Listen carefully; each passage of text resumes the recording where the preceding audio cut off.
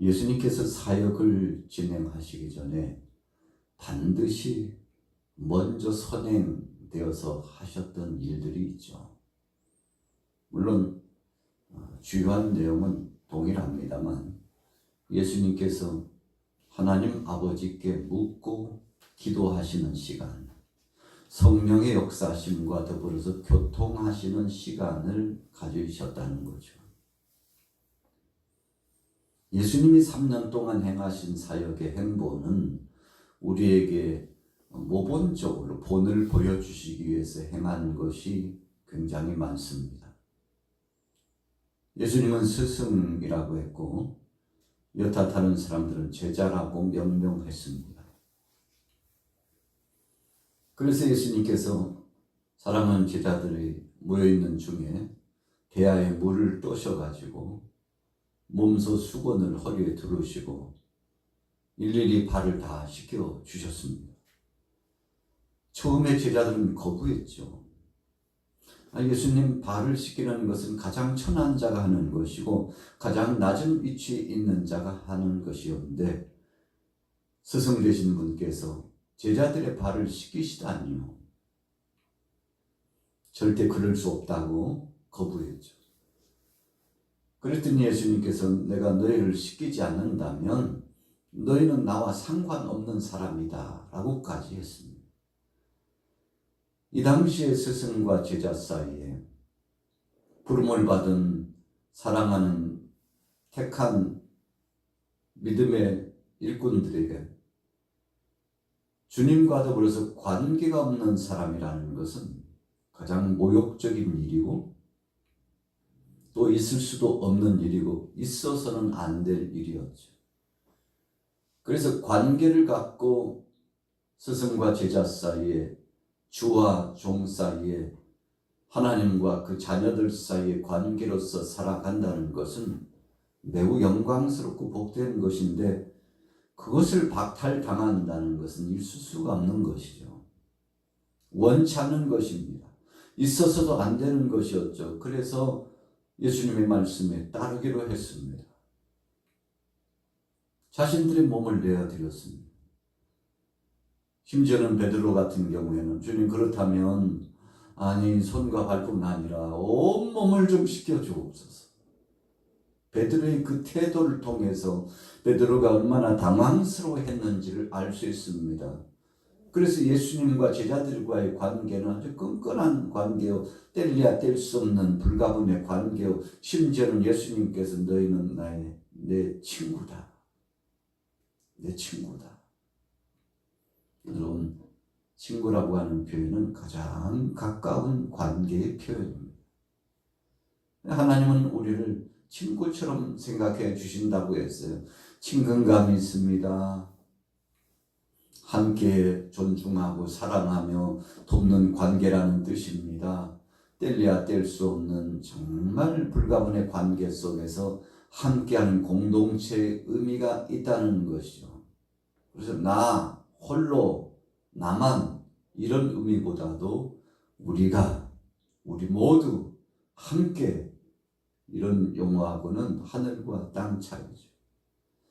그래서 이 세상은 더불어 사는 세상이라고 말씀하고 있습니다. 혼자 사는 세상이 아니라는 것입니다. 그래서 하나님께서 사랑하는 택한 백성들을 불러주셨죠. 애굽에서부터 출애굽하여 약속의 땅 가나안 땅에 들어가시도록 가신 다음에 그들에게 중요한 명제, 지침, 삶의 법도, 율법의 이 귀한 말씀을 선물로 주셨죠. 그 핵심적인 말씀이 바로 십계명입니다. 십계명을 통틀어 두 갈래로 나누면 첫째는 하나님을 사랑하는 것이요, 둘째는 이웃을 내 몸과 같이 사랑하는 것입니다. 그러니까 하나님과의 이 신과 인간과의 관계, 피조물과 절대자이신 그 조물주와의 관계가 서로 그냥 관계가 아니라 사랑하는 관계, 뗄래야 뗄 수 없는 불가분의 그런 공동체 의미의 관계라는 것을 말씀해 주셨죠. 제자들이 당혹했죠. 그러나 주님과의 관계는 뗄 수 없는 불가분의 관계라는 것을 스스로들 인정하고 주님께 자신들의 발을 내어드리고 주님의 씻김 속에서 큰 은혜를 체험하고 주님 다 씻긴 다음에 후미에 말씀하셨죠. 내가 이렇게 하는 것은 너희도 나처럼 신분고하 따지지 말고 서로 사랑하고 배려하고 존중해주며 살기를 원하기 때문에 한 것이다. 본을 보여준 것이다. 너희도 나처럼 살아가라고 본을 보여주신 것이라고 말씀을 한 것이죠. 그래서 복음을 붙잡은 사람들은 바로 예수님 중심, 하나님 중심으로 사역하는 거죠. 복음을 붙잡은 사람들은 자신의 자존심도 명예와 권위도 모두 다 내려놓고 상대방을 나보다도 더 낮게 여기고 사랑하고 존중해주는 마음을 갖고 나가는 사람들입니다. 여러분, 그래서 참 복된 사람들이죠. 오늘 본문에 예수님은 제자들을 택하셨는데 맨 먼저 기도의 동산에 올라가셔서 기도하시고 성령의 역사심과 교통하시고 난 다음에 그리고는 제자들을 불러주셨죠. 예수님은 기도하지 않고 일을 행하신 적이 없으십니다. 꼭 묵상하고 하나님 아버지와 교통의 시간, 성령 하나님과 교통의 시간을 가지신 다음에 사역을 진행하셨죠. 심지어는 예수님께서 첫 공생애를 시작하실 그 즈음에 이제 맘먹고 작정하신 대로 나가서 하나님 나라의 말씀을 전하고자 하셨을 때 이 악한 것이 먼저 알고 덤벼들었죠. 여러분, 그래서 우리는 호사다마라고 표현합니다. 좋은 일이 있으려고 하면 이 아주 못되고 악한 이 사탄의 세력, 이 귀신의 세력들이 먼저 알고 와가지고 해방하고 방해하여서 넘어뜨리려고 유혹하고, 여러분 영적으로 우리는 그것을 감지해야 합니다. 그렇지. 사람이 하는 게 아니야. 악한 것이 저 속에 들어가서 저 배후에서 발동하고 있는 것이지. 이렇게 우리는 영적으로 깊은 인식의 의미를 갖고 알아야 합니다. 그래야만 속지 않습니다. 넘어지지 않습니다. 시험과 올무에 빠지지 않습니다. 담대하게 믿음을 지킬 수 있습니다. 여러분, 그래서 믿음대로 주님 뜻대로 산다는 것은 결코 만만한 것이 아닙니다. 영적인 전쟁터를 방불케 하는 이 시대에 영안이 열려져서 악한 것들을 꿰뚫어 보고 직시하고 즉시 말씀에 의하여 답하고 그리고 물리치고 오직 주님만이 내 마음속에서 만왕의 왕으로 만주의 주로서 내 삶 일거수일투족을 주장하시는 주인으로 모셔드려야 하는 것입니다.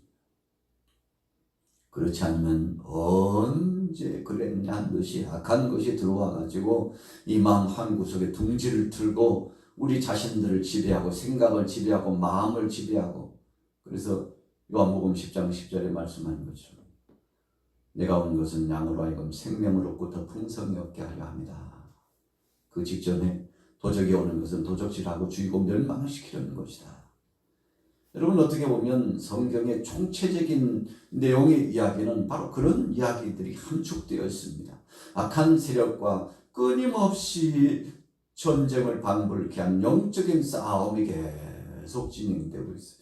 그래서 바울은 심지어 자기 속에 있는 두 가지 법하고 늘 싸운다고 그랬잖아요. 한쪽에는 선한 역사, 하나님의 성령의 역사를 향하여 나가고자 하는 그런 마음과 또 다른 한편에서는 악한 것이 와가지고 지배하고 미혹하고 유혹하고 넘어뜨리려고 하고 나도 모르는 사이에 속임과 분쟁과 끊임없는 악행의 역사를 쫓아가게 하고자 하는 그것을 갈망하는 또 다른 내가 이 속에 있어서 늘 싸우고 있다고 그랬잖아요.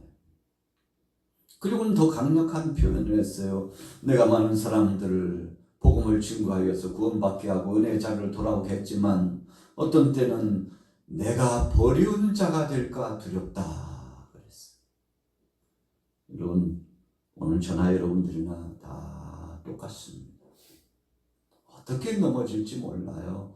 그래서 우리 주위에 빙빙 귀신이 나갔다가 물 없는 곳을 돌다가 비어있는 곳을 보고 혼자 있다가 그냥 혼이 나서 도망가듯이 나왔는데, 한 번 속지 두 번 속나, 한 번 당했지 두 번 당했다는 심정으로 이제 다시 들어갈 때는 7을 더 동원해가지고 8 귀신이 들어갔는데, 그 사람의 형편이 처음보다 나중에 더 고통스럽고 힘겹게 됐다고 예수님께서 분명히 말씀해 주셨잖아요. 이유가 뭡니까? 악한 것이 늘 우리 주위에 맴돌고 있다는 사실을 경종의 말씀으로 주고 있는 겁니다. 그래서 섰다 하는 자는 넘어질까 조심하라. 그렇게 완전하고 신실하고 참 현숙하고 오진 자비의 마음을 가진 사람 같아도 언제 넘어질지 모르는 것이 우리 인생이라는 것입니다. 오늘 본문의 제자들을 보세요. 주님께서 저들을 불러주시면서 17절에 예수께서 그들과 함께 내려오사 평지에 서시니 그 제자의 많은 무리와 예수의 말씀도 듣고 병고침을 받으려고 유대 사방과 예루살렘과 두로와 시돈 해안으로부터 온 많은 백성들도 있더라. 더러운 귀신에게 고난받는 자들도 고침을 받은지라. 여러분, 주위에 예수님 따르고자 하는 사람이 인산인해를 이루었습니다. 예수님이 등장하셨는데 사람들이 얼마나 기대감을 갖고 나왔는지 몰라요. 그런데 맨 처음에 주신 말씀이 더러운 귀신에게 고난받는 자, 한 사람이 아니에요. 고난받는 자들도 문맥을 잘 봐야 합니다. 이게 한둘이 아니라는 겁니다. 세상이 온통 귀신의 역사들이 사탄의 역사가 지배하고 악한 자들이 세상을 지배하는 것처럼 그렇게 보여질 수 있습니다. 얼마나 많은 것들이. 그래서 거라사 지방에 군대 귀신에게 막 둘러싸여가지고 고통을 당하는 어떤 한 사람이 얼마나 그 삶이 악습이 되고요, 포악하고 더럽고 가정스러운 자였으면 삶의 반경이요, 무덤가를 전전했다고 그랬습니다. 사람들이 참 그 사람만 출연하면 난리가 나는 거예요. 무질서하고 난폭하고 정상적인 생활을 할 수 없어요. 그래서 그 동네의 문제, 사회 문제가 된 겁니다.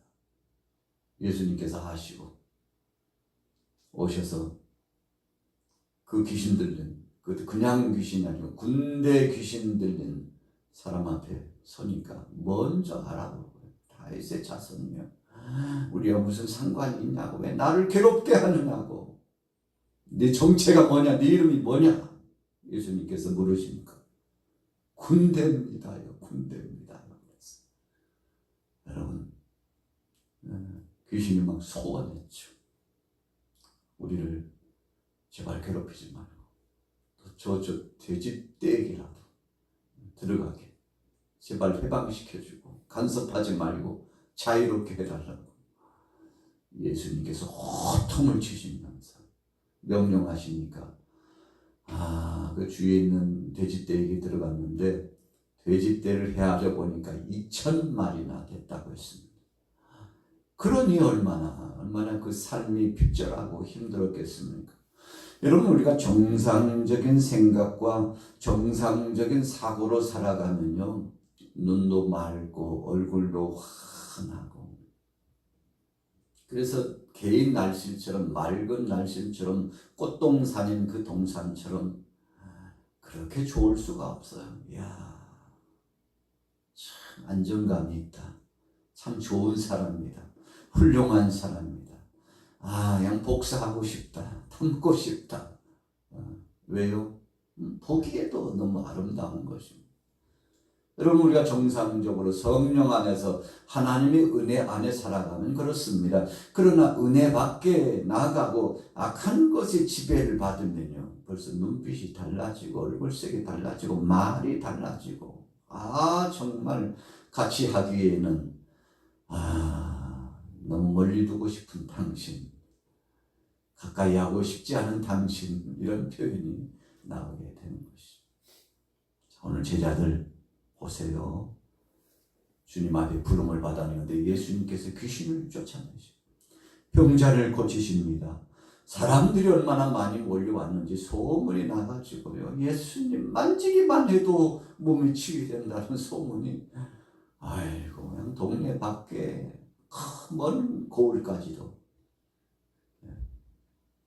발도 안 달렸는데 천리가 퍼지고 만리가 퍼지는 것처럼 사람들이 몰려왔는데, 제자들이 엄청난 것들을 눈으로 보게 됩니다. 아니, 우리를 부르신 저 랍비가, 저 선생님이 도대체 어떤 분이야?